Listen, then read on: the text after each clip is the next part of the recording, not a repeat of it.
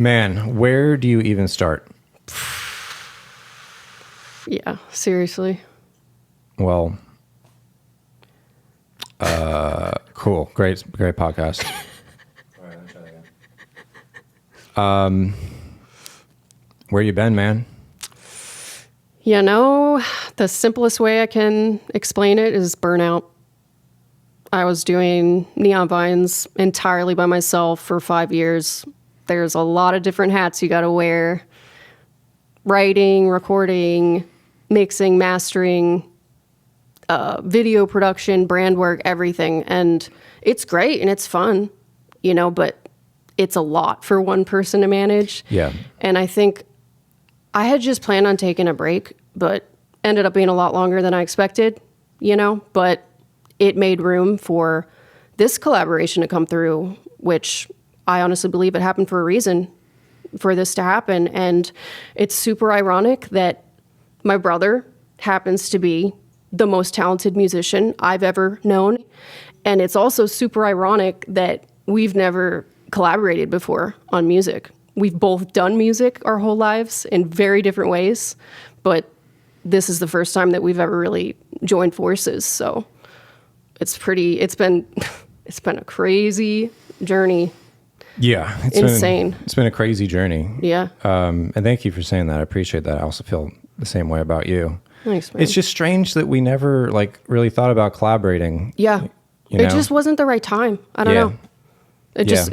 There was just a synchronicity of the timing of I'm burnt out, you know, I want to get back into music, but it's not super clear on what that looks like or how I want to do that. Yeah. And for you, I mean, you were burnt out too, but in a different way, you know, so it was just perfect timing, I guess. It was just timing. Yeah. And it started so innocently. Yeah. I just wanted to make sounds again for people. So my plan was to go busk on the street with piano. Yeah.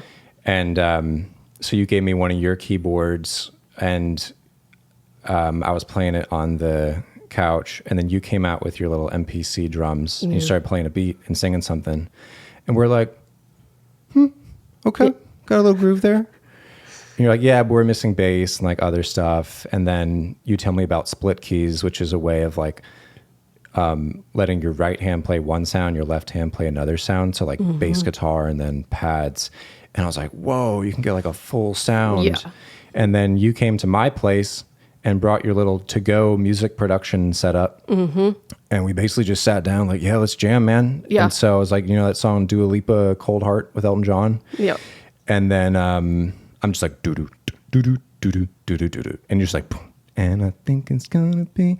And we just played it down. And it sounded like the song, at least to my ears at the time. It did. It sounded way better than I expected it to sound. Way better for than I first expected. rehearsal ever. Yeah. We were like, all right. I was like, all right. It was really inspiring. Honestly, I was like, oh, it was a damn. cool combo. The Akai Force vocal synth on my vocals for pitch correction and stuff. You on split keys, some transition effects and samples and That's all you need. that was it. That was Yeah. all bases covered basically for jamming. Yeah, for you know? sure. And we're like, man, we got something here. Let's learn a bunch of covers, get a bunch of sounds so we can do different covers. And I was coming over to your place, and each day was a new cover, you know, and it was all old school stuff for the most part. And then at some point you were like, this is cool that we're doing covers, but it'd also be cool to do original stuff. I was like, yeah, we can do that, but I have no idea where to start. I've never written a pop song before in my entire life. So I was like, okay, well, I have a bunch of voice memos on my phone. What if I just comb through that and find interesting ideas just to bring into you as seeds and be like, what do you think of this? Yeah.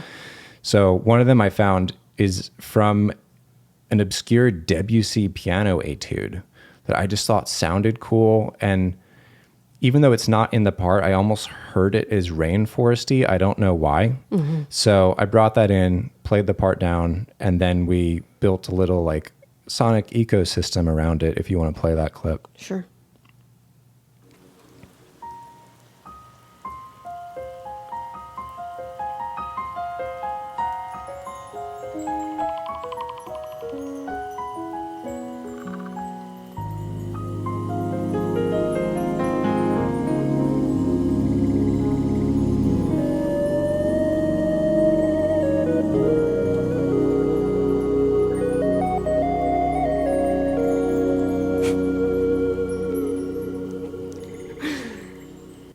Dude, there's something about that clip. It's got magic baked into it. Yeah. You know, it carries with it that initiation energy of what the album that we're writing basically stemmed from. We wrote that. We just listened to it on repeat. We couldn't stop listening to it. Mm-hmm. It was like every time we stopped listening to it, it was like a vacuum in the room, mm-hmm. like something was missing. Like, it was very clear that it had changed something in the space. Mm-hmm. And then I don't know who thought to bring a tree in the room, but one of us thought of it, brought like this fake tree into the room, and we were like, yeah, this is on the right track. That's the vibe. This recording is a place. That's when we realized, like, this is actually a place, and building that around us is just as necessary as writing, you know, adding parts to the song. It was just a natural progression. It was like, okay, well, we need more trees now. Yeah. We need to expand on this. It just felt like, what's next, you know? It just felt like it natural. was the natural next step. And so we bought a bunch of fake plants from at home, and we like curate this whole virtual rainforest vibe that just organically sprung up from really that clip is what birthed it.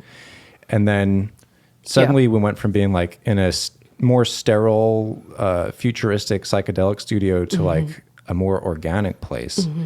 And then that shifted things after that. It did. Because then one of the next ideas I brought in was this voice memo, if you want to play that one. Sure.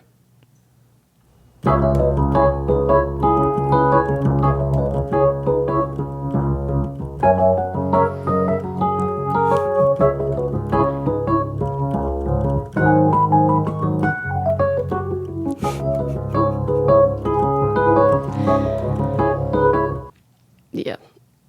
I was like, there's something cool about it, like the rhythm of it, but I don't know, dude. Pretty cheesy. It's very cliche bluesy song. Yeah. I think I called it like bluesy riff or something. And I don't know. I'm like, here you go. Like I just brought it in as like, and you're like, it's a cool pattern, but like, I don't know, maybe if there were better chords, it's not so like on the nose blues. Yeah. I was like, okay. And so then for Thanksgiving 2023, I was just like thinking about that pattern in my head.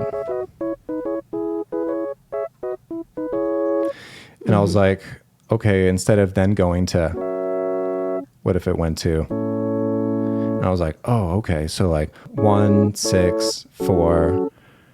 Instead of going 5, go minor 5, major. Yeah. Like twisting the knob. Just a little driving bit. It into the next phrase. It's like it's like the third most basic chord progression ever, but just a little twist on to give it extra momentum. And so then after Thanksgiving. You know what's funny about that sound, by the way? Do you remember where that sound came from? Yeah. Well, I do, actually. Thank you for the cue. It's from a conch, believe it or not. Check that out. Yep. Ableton Simpler sampled the conch, turned it into basically a Rhodes sound. You want to play it?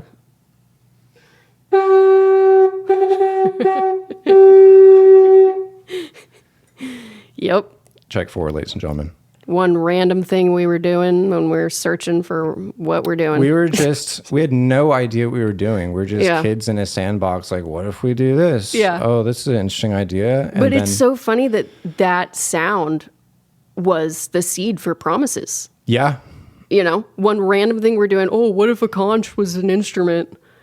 And now it's this song. Yeah. So I brought in the updated bluesy idea with the new chords. And you're like, that's cool. Let's add a bass line to that. And so they're like, okay, yeah, what if we do like...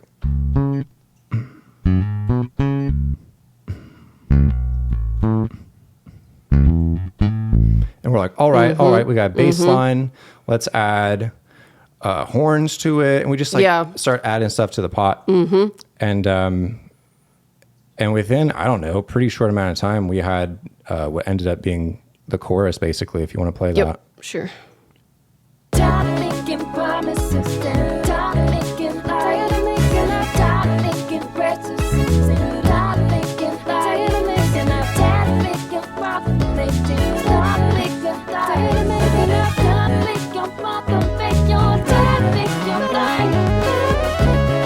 Take it away, dude.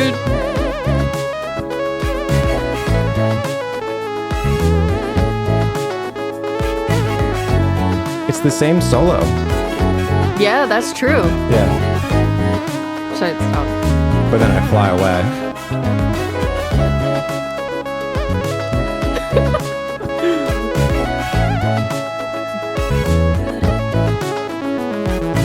And then I start messing up. Yeah. Yeah, we thought it was going to have a solo section initially, so we were just jamming, I guess. Was it originally just an instrumental clip? Yeah. Originally, when we were just adding parts, we just thought we were going to make instrumental jams, I guess. But I just kept hearing, like, the melody coming through for the chorus, like, and I didn't know what instrument that's going to be on or what. And eventually I'm like, well, maybe this is vocals, you know? So then we just tracked, like, a rough, there's no lyrics yet or anything, version of that, just to kind of catch, like, the general melody, the general rhythm of it.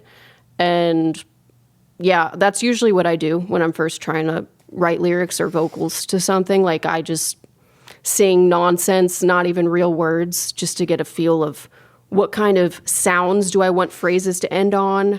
And that ends up being like the scaffold for what I use to write the lyrics. So yeah, I mean, that's just my process for how I do it. But I have a recording here of the no lyrics version of it, which was like basically just catching the vibe, so I can play that. But you channeled in basically one take. Yeah. Yeah. Here, I'll play it. Baby, you're so like me. And let your soul like me. And let your soul like me. That's all for me, man. When I let your soul like a made I'll make you know my soul. I'll make you see. And maybe your soul know what you mean. I don't know what you see. And maybe your soul know what you mean. Tired of making promises and tired of making lies. Tired of making precious and then tired of making disguise. Tired of making precious and then tired of making die. Tired of making promise I can't tell you decide. Yeah. That's so crazy because I said promises, but You I said know promises. I was not aware of that when I was doing that, because I'm just like, and then we listen back to it. I'm like, oh, okay. I guess we'll use that as one of the lyrics, But also that was the first day. And then we had lyrics by the end of the day, which for me is not typical. Usually I have to think more. I'm more cognitive with lyrics, but like it just, for whatever reason, just like flowed for this song, which is pretty wild. We were just in a different state. We were dude. just in a different state. I mean, we wrote the whole album in a month and a half. Yeah, so once Promises happened, it was just boom, boom, Yeah. boom, boom. It was just every day a different song. Yeah. Yeah. But like full song ideas were just coming through nonstop for about a month straight. I've never experienced anything like that. Me neither. There was just a magic that was happening. We were just riding a wave. And then we weren't even trying to write an album. We didn't even know we were writing an album. We were still jamming. And then we look back and we're like, wait a minute. Like, I think we have enough songs for an album. And then we're like, are we writing an album? I guess we are, It was kind of just like, it wasn't even our intention to do that. No, it was totally organic, just from the ground up. It's just so crazy to me to think like a bluesy riff played on a conch became Promises. Yeah. It's just so strange that that's the seed of it, I don't know. It's just one thing happens. It's like, okay, well, let's try this next and this next. And before you know it, you look back and you're like, whoa, what did we just do? Yeah, it just happened. It all happened so fast. And then all of the other songs, which there's 14 songs on the album, just, it was a prolonged channeling state. I don't know how else to describe it. I mean, definitely was. There was also other stuff going on. It was, we were effectively between two realms. We had one foot in this reality and another foot in another place. And it was just coming through us nonstop. It's not like we tapped into it here and there. It was like a month straight of your antennas on. Yeah. And then this whole world. Well, you and I had just been deprived of music for so long that I'm sure that was a factor as to why we were just like getting all this pent up energy out in the form of music. And it just like, it flowed like I've never experienced anything, you know? I've never experienced that before. Yeah, it was unbelievable. I mean, so many peak numinous spiritual experiences that at some point maybe we'll talk about, but feel very sacred and private for now, but was virtually nonstop for like a month straight, which is as amazing as it is. It's also very destabilizing because you're like in this dream state where you're kind of in between worlds and you're like, what is... Yeah, dude. The line between imagination and reality was paper thin for a month straight. And all this was just... I just remember feeling like I couldn't exhale sometimes. It was just like so much energy that was moving through us that it was overwhelming, kind of. You know what song I'm talking about. I know what you're talking about. Yeah. Yeah. Oof, that song does something to me. Yeah. Yeah. So we had this prolonged channeling experience after Promises popped out. And then at the end of 2023, we're like, okay, well, like you said, I guess we have enough songs for an album somehow. We weren't even thinking to do that. And we're like, well, what do we do? Our strategy at the time was like, we're just going to post instrumental jam clips to Instagram and socials and like get the wheel going again. And we decided to develop the songs to their fullest potential because it felt like we wanted to do the songs justice. They felt worthy of that. Yeah. Yeah. Each song felt worthy of the attention to see it through and make it the best that we can make it with the resources and skills that we have at that time, you know? Right. And that's what we're doing now. Yeah. You know, we'll be releasing a song a month until we see it through. Yeah. All 14 of them. Virtual Rainforest, the album, which Rainforest. It's like, it's so, this will be for another podcast, but it's a place. And I don't really know what that means, but it all of the songs, even though they're very different, it gives me goosebumps. Are from the same ecosystem in some way, which I don't know what that means. I just know that that's the only words I can describe it with in this 100%. Moment. So anyway, it's like, okay, let's develop each of these songs to its fullest potential. And we embarked on this journey that we were both unbelievably naive about. So naive. We way underestimated the amount of work it was going to be to finish this song. Well, all of them, but like especially this song. We thought like, oh yeah, we got, that's not that much left to do to finish it. Yeah, well, in some sense, it isn't. Yeah. Because we had the verse, pre-chorus, chorus, jam. We have the melody. We have the instrumentation. And it's like, okay, well, in early January, in one day, we just stamped out the structure of it. We're like, okay, do that twice, have a solo, and then double chorus effectively. It's like, boom, there you go. And I remember both of us thinking, we got the song in the bag. Yeah. Like, we'll focus more on the other songs, but Promises is good. Yeah. And then what we were doing at the time is we would rotate, we called them passes. We would focus on one song each day. Next day, focus on the next song on the album. And then we would come back to each song in rotations. And when we came back to Promises in February of 2024. So humbling. Oh my God. We were like, dude. We were listening to it from purely a songwriting lens, not a producer's ear at all. And we didn't even know that. Until we heard it, we were like, oh God, it needs a lot and it's not even clear like what, because all the parts were there, but it just sounded like so amateur. It just sounded really amateur, but it wasn't obvious how to make it sound more professional. And so we just like took shots at it, but we honestly made very marginal, sometimes negative progress. Yeah, like we were searching what to do with the intro. you know? Remember that? We had this alternative intro at one point. I'll play a snippet of it.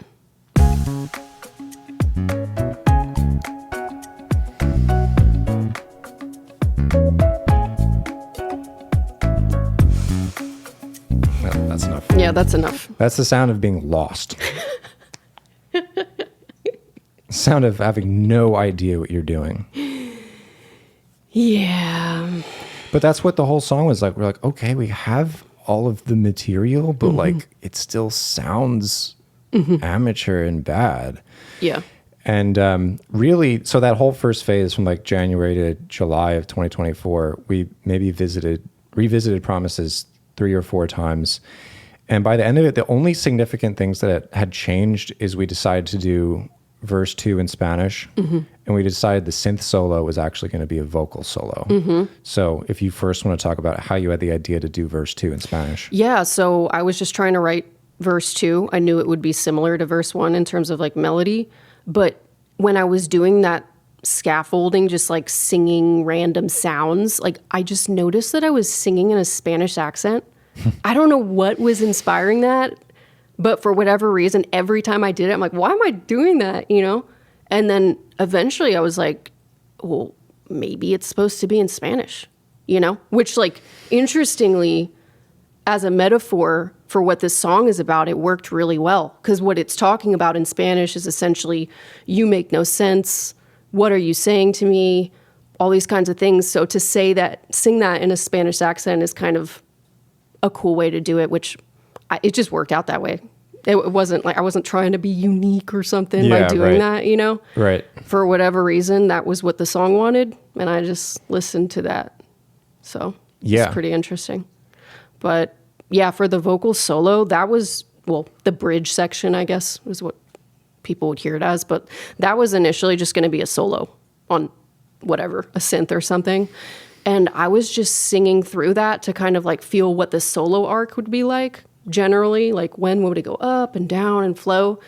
And what I sang, I ended up kind of getting attached to the melody of it. There was something about it. And then when you heard it, you were like, oh, it's actually kind of interesting, you know? Eventually just became a vocal bridge section, which I thought was interesting. But I can play now the solo with no lyrics of what that sounded like. Yeah.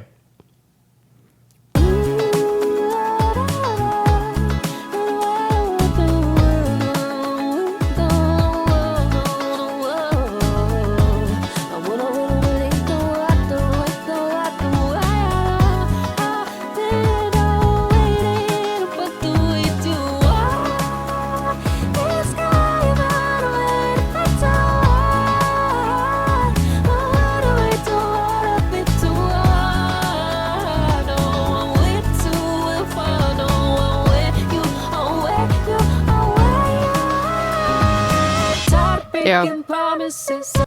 So that, I mean, it was all there pretty much on one take. I just did that for like a placeholder. And then I guess like the more I listened to it, I was like, I think we could kind of work with that, you know? Yeah. Which I actually am glad we did that because I really like that moment in the song, the like peaking moment where it's just a lot of visual imagery in the lyrics too. Where'd that come from? That was actually inspired by something I experienced when we were at the beach and it started thunderstorming and pouring rain, and I felt scared to go to the beach. But my younger brother, was running down the boardwalk to the beach in this thunderstorm, and I just felt like I can't miss this opportunity to do this, even though I was scared, you know, because it was a crazy storm, wind and rain, everything. But I was like, I have to do this. I have to. And it was like such a thrill. Like it just really sticks with me in my mind. Like the imagery of it, of him diving into the ocean and just like the energy of it and me just being like, yeah, I'm just, you know, living. And that's where I pulled that imagery from. And it's in a slightly different context for these lyrics, but that's the image that I wanted to paint for that moment. So cool. So cool. So we had the full structure. We had the lyrics for it. That's July 2024. each of the other 13 songs on the album were at a very similar place where we brought them as far as we could, given our skills and experience at the time. They're like, okay, let's track vocals on these things.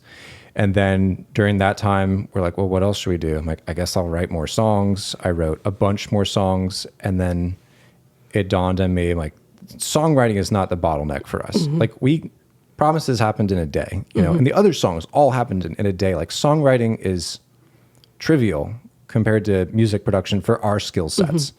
And so you suggested to me, you said you should learn music production. And I was like, I don't even know what that means. And then you found the Hyperbits masterclass. Yeah. How was that for you? It was very eye-opening. It's crazy to have done music my whole life, but then to feel like a beginner again at music in a different way. Totally. Because really the stuff I learned from that course and mastering.com and other things was really about post-production. It's really about mixing and mastering, which is, if you understand the concepts in that, you can almost solve for that in production downstream. So like, for instance, if you know that at the end of the day, it has to be this distribution of frequencies, has to have tonal balance, has to have dynamic balance and spatial balance, which that's what engineers are listening for. Then you think, well, what decisions do I have to make in production in terms of both sound selection and arrangement to set that up for success? So I started listening with this end in mind perspective of what does a finished pop song actually sound like? And so I downloaded a bunch of reference tracks. I'm like doing ear training on those every day. It's just a totally different way of listening. It's totally different. Yeah. And it's hard to describe because I feel like now I almost hear music in 4K because it's the same. Like if you imagine like a video playing in 720p versus like 4K, it's the same video content. One is just higher resolution. And I feel like I have a higher resolution on hearing music now because of doing ear training, but specifically for music production. Because in music school, you do harmonic ear training, like bum, bum, oh, perfect fifth. Oh, that's major, minor. But ear training for producers is like, this sounds slightly nasal, maybe around 900 hertz, like cut it a bit. So you're hearing tonality and mapping it onto hertz. You're hearing very tiny differences in volume. And then that completely opens up, it completely opened up my perspective on what the end needed to sound like. So anyways, we got to beginning of January 2025, and we were just like, man, to track vocals for every song on the album and like finish them all at the same time. And each song is so demanding in different ways. Like, this is just not tenable. We're never going to finish the album if we just try to release it all at once. And so we decided we're going to release the album as a series of singles effectively. And we're going to start with the very first one, which is Promises, which is this song. And so we revisited it January of this year, and we both heard it through very different ears at that point. And we're like, oh, there's a lot we need to fix. If you want to show the A-B of what we did from like January to February of this year.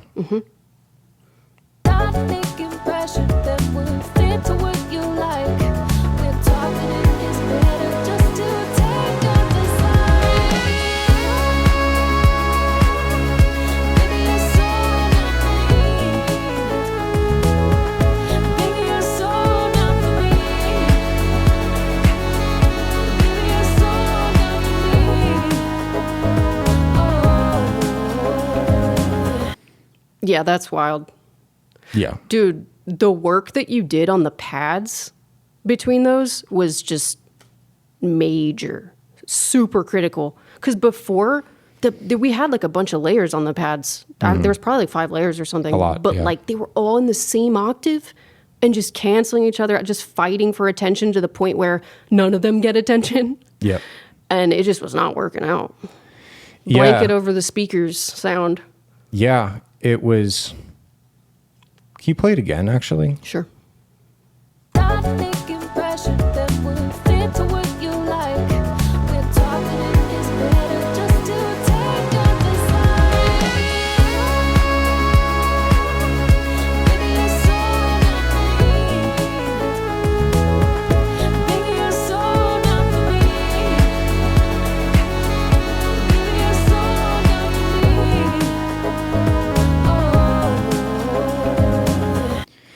Yeah. So the crazy thing is that it's all sound selection. All of the notes and everything were there. It was just what sounds are going to play each part and what octave, you know? Yeah. With the pad stuff, like we basically just gave you that job of just like figure out what the pads need to be doing. And when you explained to me like the moment where it clicked for you, I thought that was really interesting, the way you described it about the pads being a symphony, because that's like what your background is, classical music. There's a limited number of instruments. Each group of instruments is playing a role in the orchestra. So to think of the pads like that, I thought it was really cool. Yeah. It was I've never heard that before, and that makes so much sense. Yeah. Yeah. The thing that unlocked that realization for me, can you put me on memory mode? Sure. So I was looking for pad sounds, just fumbling through Omnisphere. I have no idea what I'm looking for. And then I find this one that's...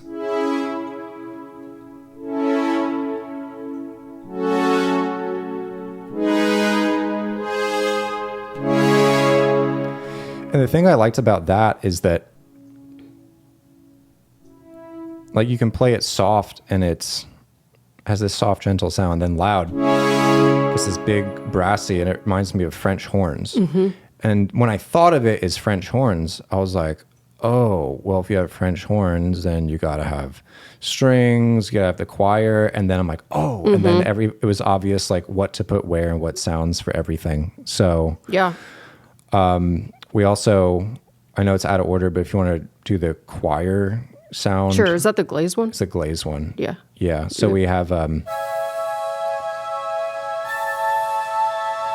this airy sound that's just taking care of the high end.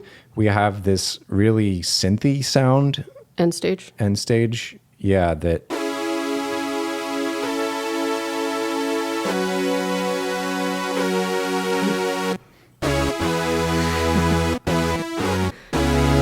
That's so sick. Yeah. That really sounds like the Thriller sound. I know. Yeah. That's cool. And we also had like a strings layer, but we just like filled out the whole spectrum. And then for the bass, before we just had bass guitar like still playing through it, but we're like, what if we bring in synth bass layers? So we had two of them. One of is this like grittier sound.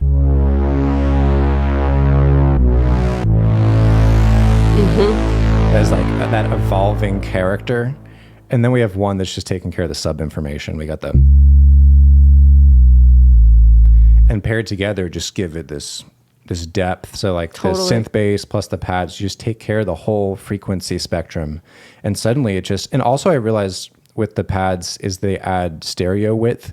So suddenly it's like goes from being like this to like just from sound selection. Yeah.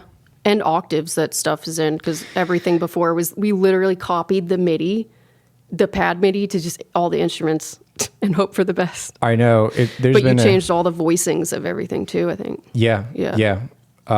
Be careful what you joke about has been a theme recently for me, because when I was taking these music production courses, there was always a module on octaves.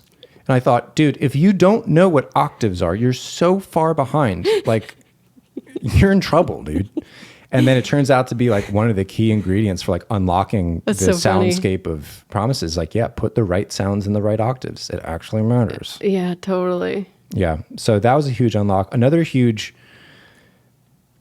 step function increase was changing the groove, if you want to talk about that. Yeah. So the drums starting out, like, in my defense, they were just a placeholder drums. Yeah. Like I didn't put that much effort into them. But like as I was trying to figure out what to do with the groove, I'm like, I want more subdivision. So I was thinking that would be in the 16ths. So then I just kept adding shakers to the groove. And at one point there was 7 shakers. And like, it was ridiculous. I'm like, but it's still not giving me the fullness that I want. So I basically just scrapped all that. Like I'll show that in a second. But I realized that it's the relationship between drums and rhythm guitar mainly that really locks in the groove. So like I kind of used the rhythm guitar for the plucky kind of stuff that I was thinking would be percussion or like something like that. But that's when it really started to like lock in for me. So I'll just compare the older drums to the new ones. so we can hear that.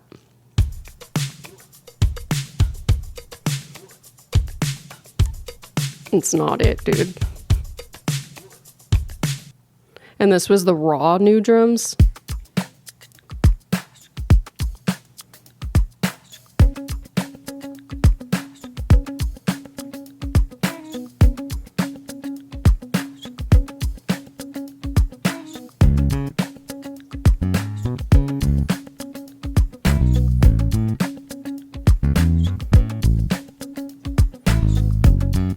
So compare that to...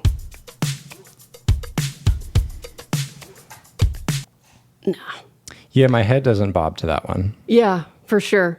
Well, because all the elements are in their own lane. They're not working as a unit together as one instrument. You know, it's just like, there's the kick, there's the snare, the shakers, the 7 freaking shakers that are all just doing their own thing.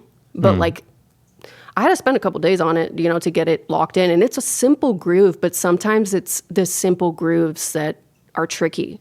And also another thing we did was like play with how locked into the grid we were in terms of like quantizing it. So the first one is just snapped right on the grid, but we were like, we want something a little groovier, a little funky.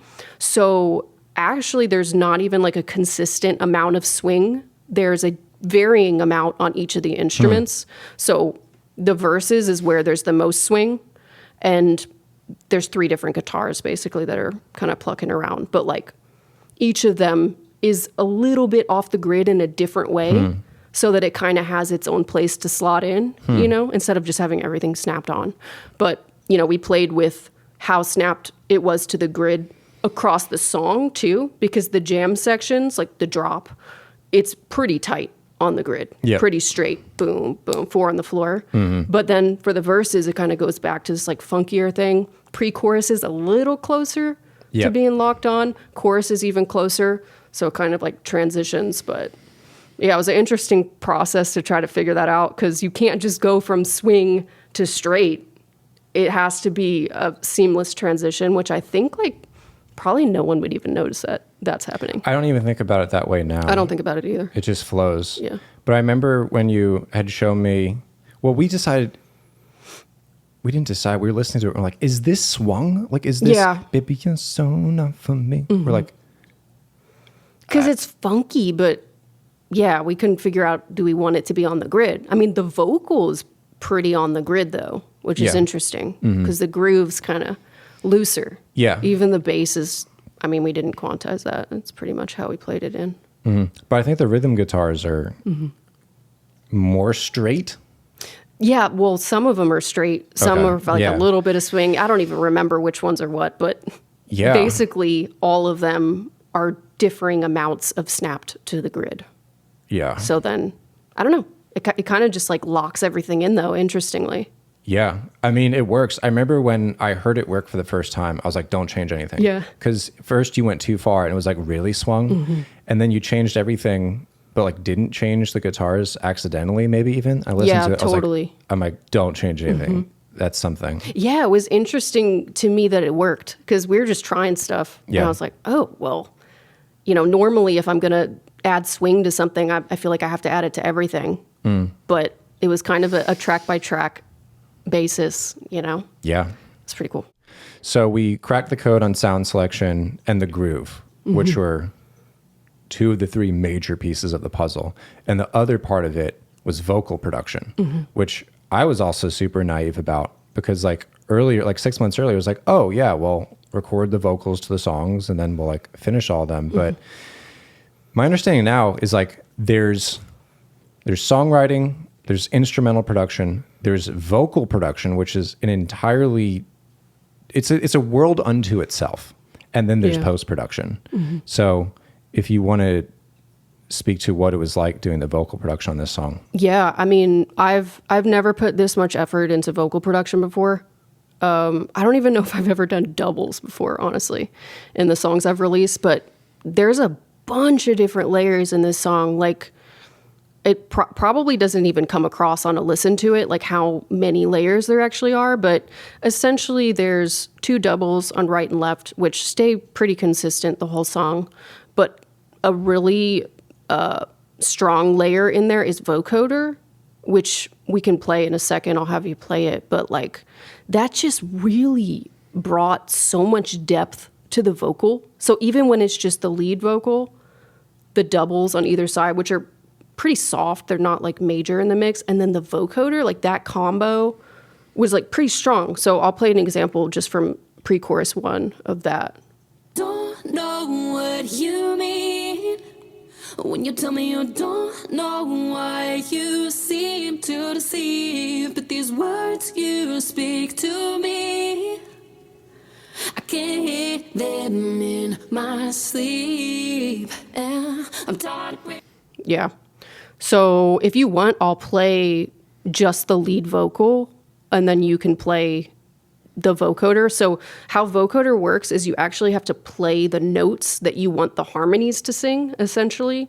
So we're using Waves Harmony for that, and you just play the chords, and it basically just brings harmonies. It's pretty wild. Yeah, well, I still don't really understand how it works, other than like there's an audio signal, and you can like take that and map it to different notes. It's like we'll let the lead vocal play for a bit, and then I'll start adding notes to it. Yeah, that sounds good.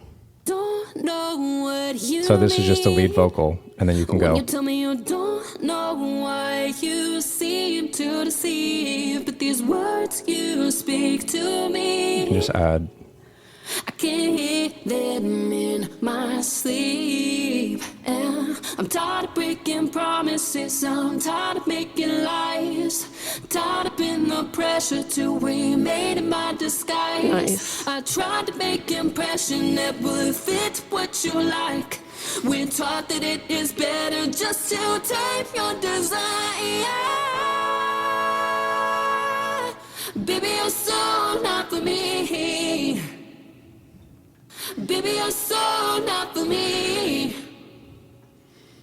Baby, you're so not for me. Oh, Man, dude, that's cool. that is so cool, So dude. cool.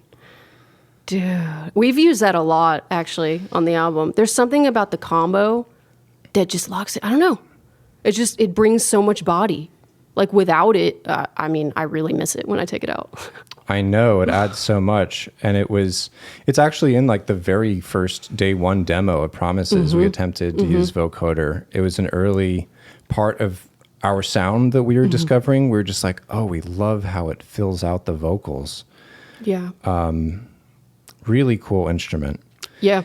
So we have vocoder in it, and then there's just so many other There's layers. so many like stacks, you know? What's like, a stack? A stack is basically just like a collection of individual tracks. So like for a harmony, like for the Spanish section, for example, there's these stacks of vocals that come in that each one is singing the phrase a different way and like a different note too, because it's making a chord together. So like, I mean, I don't even know how many stacks there are in the song. There's a whole bunch of layers that are going on. But I can play chorus 2 through jam 2 to kind of get a feel for like these other layers and stacks of stuff that come in. tired of breaking promises, I'm tired of making lies, tired of being the pressure to remain in my disguise. I tried to make impression that would fit what you like. We're taught that it is better just to take your desire. Baby, you're so not for me. Baby, you're so not for me. Baby, you're so not for me. Baby, you're so not for me. Baby, you're so not for me. Baby, you're so not for me. Yeah, so there's this static harm layer that's happening there, which is just single notes, basically like this. Tired of breaking promises, I'm tired of making lies. Tired of being the pressure to remain in my disguise. I tried to make impression that would. And it basically just continues like that. And that's just a right and left singing that together. And then the vocoder alone sounds like this. Tired of breaking promises, I'm tired of making lies. Tired of being the pressure to remain in my disguise. So it's pretty interesting the way like all these different types of layers come together to just give it a fat sound. And really, I mean, where it takes off is like the vocal solo section. where more and more layers keep coming in, and it just brings it to the peak moment. And I'll play that too. Looming thunderclouds, you run into the wind. Will I follow your way through the storm? I want a way to believe I want to, that I want a wild love. Should I have waited, or did I wait too long? From the sky above, the rain, it felt so hard.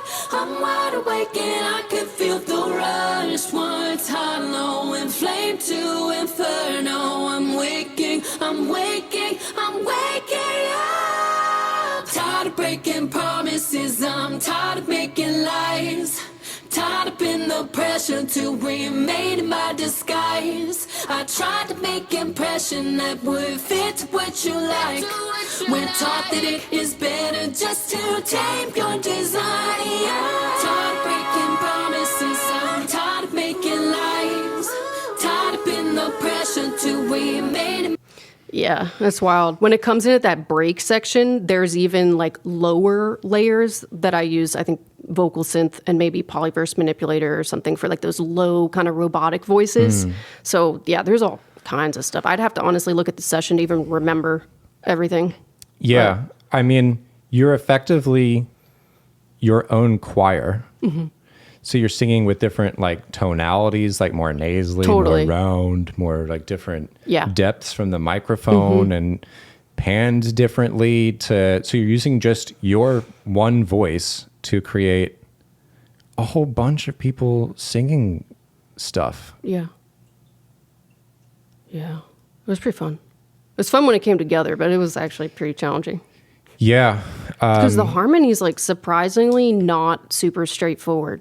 Yeah, I Or remember that. especially the pre-chorus. It was just kind It's of not obvious. tripping me up. Yeah, it's strange because even though the chords are super basic, the inner Yeah. voices Totally. had to find a very specific place to slot. You couldn't just do like parallel thirds or No. sixths. Yeah. You had to like customize It couldn't be a stagnant interval. No. But then it had to be static for the chorus. Yeah. We found just tired of making Yeah. promises. You can't move around because the tired of making promises. So, sure. like it's just like case by case, section by sure. section. We're like, man, this is challenging. You Yeah. know? And on the Tame Your Desire going into the jam, there's like 12 voices singing that, you know? Yeah, and some are just doing consonants, like Yeah. that kind of stuff. Yep.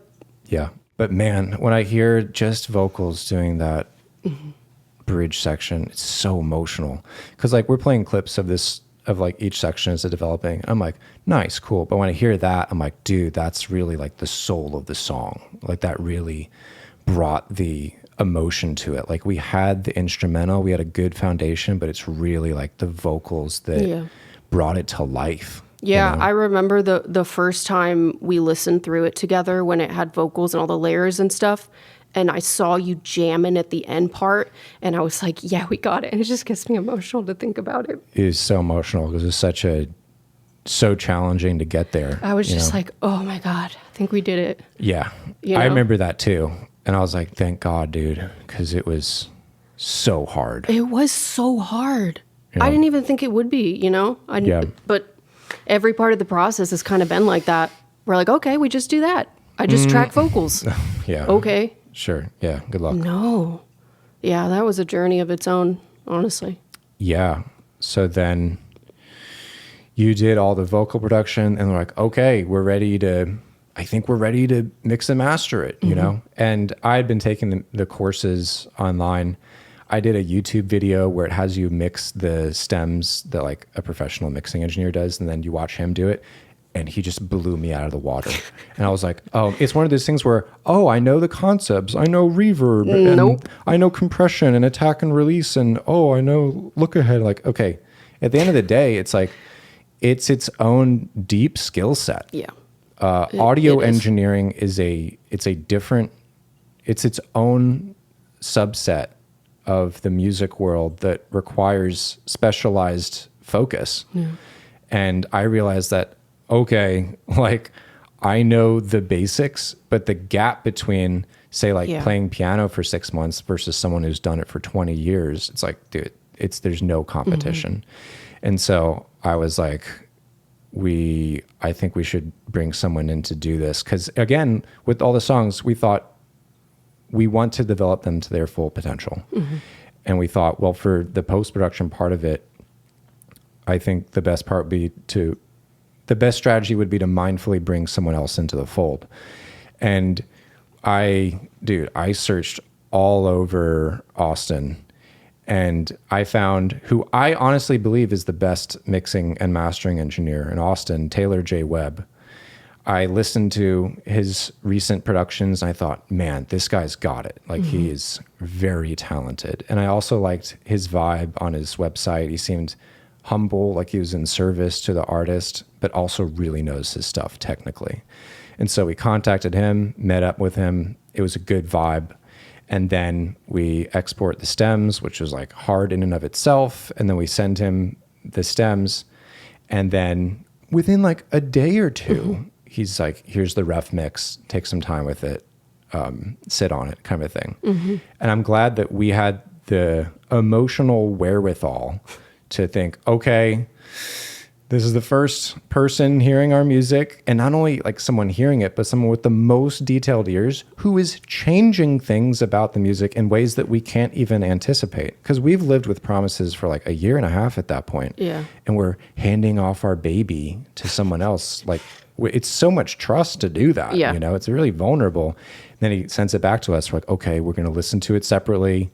Don't text tonight. Just, we're going to listen to it and sleep on it. And then we'll rendezvous after that. And do you want to talk about what it was like to listen to his first mix? Yeah, even like anticipating it that much and knowing like it's going to be shocking, it's going to be different, you know, it was so overwhelming. Like I've never had anything mixed before. Well, I kind of did like way back in the day, very different. But like I've always mixed and mastered my own stuff, and like I probably should have just sent it to someone, honestly. But it was so overwhelming that I honestly cried the first time I heard it, because I just was like, no, like something's wrong. Like I couldn't, my brain couldn't process it, because we had heard our demo so many times that like I was so unbelievably biased without even realizing that, you know? And we tried to prepare for it, and even trying to prepare and knowing that it's going to be so different, it was still so overwhelming. And then 4 days later, after listening to it a bunch, comparing it, I was like, this is clearly superior. Like, this is actually not that far off from like, and it sounds amazing. And that moment for me was like, okay, I need to just sit in silence for a second. Like, I need to check myself. Like, the way that I perceive things is not always what's true, you know? And it was like a really humbling experience for me to hear that and think, oh, that's so wrong. And then 4 days later be like, all right, like, this is so much better than ours is, and even close to being done. So I don't know. Very humbling, very eye-opening. I felt similarly. I listened to it, and it was just a lot to take in. Yeah. Because we were so used to hearing everything in a very specific way that any change, any delta from what we were used to hearing was perceived as wrong. Yeah, that's honestly why people should have a third party mix it, because you're so biased. Like, you don't even know how biased you are. Yeah. You know, like where we would have taken it if we had mixed and mastered it would have been very close to that demo. Like, it would have been better than the demo we sent him, but we could never have made it sound the way he made it sound, which I love what he did with it. Ultimately, after the revisions and everything, like, I'm so happy with how it turned out. You want to play it? Yeah, sure. I'll play it, and I'll like compare the two of them together, starting with our demo that we sent him. Tired of breaking promises, I'm tired of making lies, tired of being the pressure to remain in my disguise. I tried to make impression that would fit what you like. We're taught that it is better just to take your design. Baby, you're so not for me. Baby, you're so not for me. Baby, you're so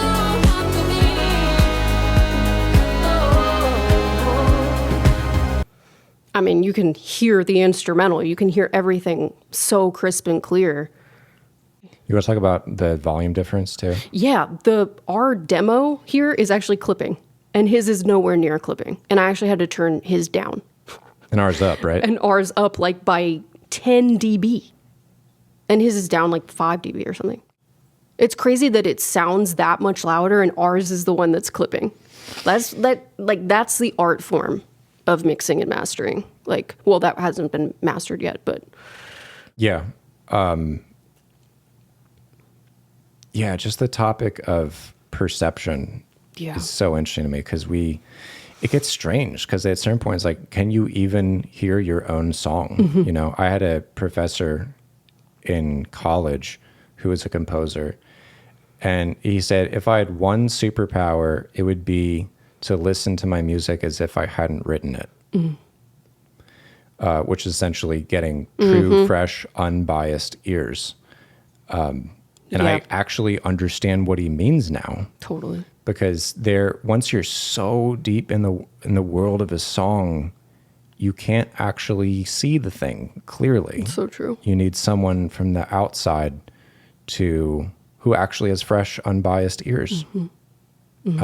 So that was, but I also felt really strong feelings about it at first. I thought, oh God, it sounds very EDM. It sounds very heavy. What happened to it, you know? But then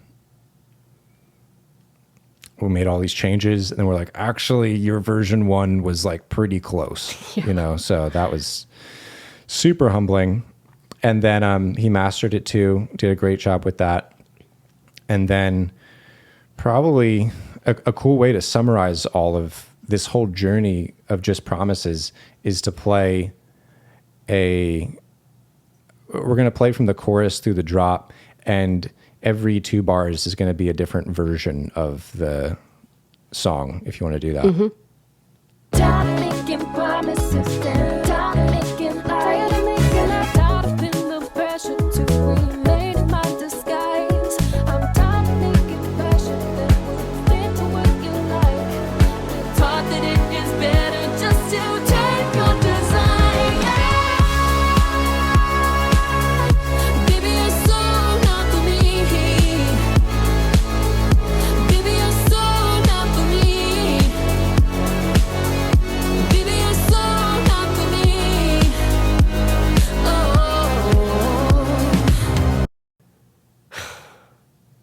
Yeah, that's wild, dude. It's nuts. It's crazy to listen to the journey from unconscious incompetence to conscious competence. You know, it's a standard path like people follow. We didn't know what we didn't know at the beginning, and you can hear that. It sounds rough. Yeah, you know, for sure. I mean, the ideas are there. Yeah. But sonically is just like garbled. And it's like, what do you even do from there, you know? How do you get that to the end? There's not a clear path, you know? And every song is different. So it just was such a journey on this song.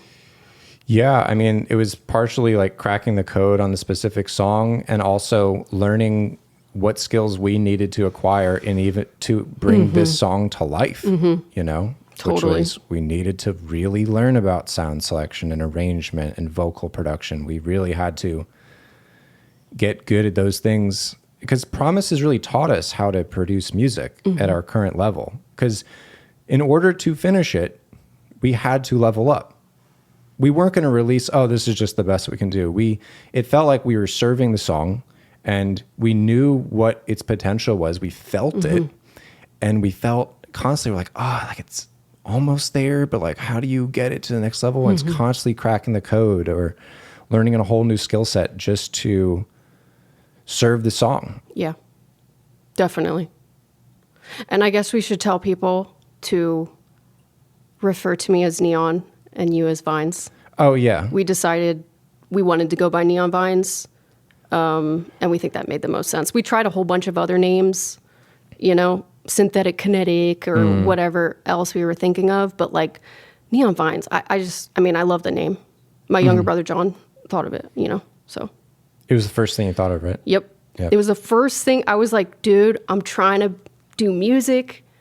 Can you give me a name? First thing he gives me, Neon Vines. I was like, oh, it's pretty good. Maybe just like keep, thinking of stuff. Every other thing, so bad. Yeah. And then I was like, okay, well, I actually really like Neon Vines, Yeah. And I mean, I love sharing the name with you. I'm really excited for this next chapter. I couldn't have ever leveled up like this without you. And it's like our complementary skill sets just work so well together that it's just really exciting, Yeah. I mean, it's one of the things we realized from the very, very beginning, stuff that's, I guess, obvious, but wasn't to us at the time, where like melody, harmony, structure, flow, we just have this yin yang relationship. Drums, keys, and we just like fill in each other's blanks and just between the two of us, we have effectively everything that we need in order to except guitars. Except guitars. That's why we can't cover Evanescence or Muse. But yeah, except for playing guitars, like one of us has each thing that we need, each piece of the puzzle. For sure. Man, the craziest thing is how different each of the songs is on the album. Yeah. Like each is just completely different world. Its own world. Like I thought of this earlier. If you had one word to describe the next song on the album, what would it be? Oh my God. Maybe spicy? I was going to say the same word. Really? Yeah. Oh shit. Yeah. That's cool. Yeah. Each is just its own. Yeah. It's strange because like each is its own thing, but it all somehow comes from the same place. Yeah. Or there's some through line that we're honestly still discovering through making it. 100%. But yeah, man, this is just... Get ready. Get ready. Get out your Teddy Grams. Here we go. I don't know what else there's to say. We'll just say something to conclude it, I guess. Yeah, I think that's enough for now. I think, I mean, just to restate what the intention is. So we have this whole album called Virtual Rainforest, and we're going to be releasing approximately one song per month for the next 14 months for each of the 14 songs on the album. And also we're going to be making a lot of clips and stuff in the meanwhile of us jamming and playing stuff on Instagram. But really, the main gesture of what we're doing is unfolding this album. It feels like a calling. It just feels like this is what we have to do now. We don't know why, other than it feels from the bottom up that we are both compelled to bring this music into the world and to do whatever is necessary to fully develop each song to its highest potential given our current skills, and then, send off the ships in a bottle and just let them go and have their life, but that's our responsibility now. And we're going to see that through, and we don't know what will happen other than it's our duty to give life to each of these songs. That was so well said. I don't even have anything to add to that. Boom! Boom, dude. Nailed it. Nailed it. Yeah. Couldn't agree more with that. Everything you said. Yeah. Which is so hard to talk about because people, we've been in a freaking cave for like 2 years, and people literally haven't shown a single person anything, haven't told anyone anything. Everyone's just like, what are you doing? Making music. What? I think. What are you doing? When are you releasing the album? And it's constantly like, I mean, I gave so many naive estimates earlier. I'm like, oh, well, Promises is almost done. Yeah. Before we did any sound selection or vocal production, I was just unbelievably naive about everything. So yeah, we've just been on our own, in a cave, walking through the freaking desert, trying to figure out everything from scratch, from the ground up. just like, what does this song even need? What do we even need to do now? What is, which has been, you know, highs and lows emotionally. You know, it's really exciting to crack the code on stuff and to learn new things, but it's also very anxiety inducing and overwhelming to not know what to do, to not know what to expect, to care about something so deeply and want the best for it. And just struggle with it, you know, and just be like, we're just going to do whatever it takes to bring this stuff to life. I mean, I still don't understand it. Maybe like later in life, we'll have a better perspective on like what we're doing now. But I don't know what we're doing, why we're doing it, or what is even happening. I just know it needs to happen. Yeah, I feel the same way. There was never any doubt of that. You know, it's just like, well, this is, for whatever reason, the task or mission or whatever that we've been put on by who knows what, and we just have to see it through. Yep, and we're going to. Yep. And yep, that's what's going to happen. I don't know what else to say about it. Yeah. Virtual rainforest. Virtual rainforest. Let's do it. Let's do it. Cool.